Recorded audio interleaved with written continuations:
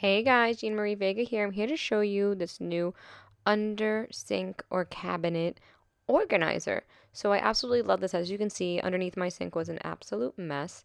So I got this. It has a little shelf on the top, as you can see, and then on the bottom is a drawer. So look how much it organizes and takes and saves space.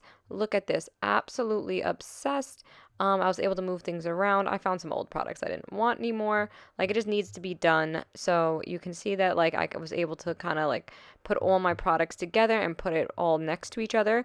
And the great thing is like you're worried you're not gonna be able to see it back there, but now you're able to see everything because that drawer does pull out.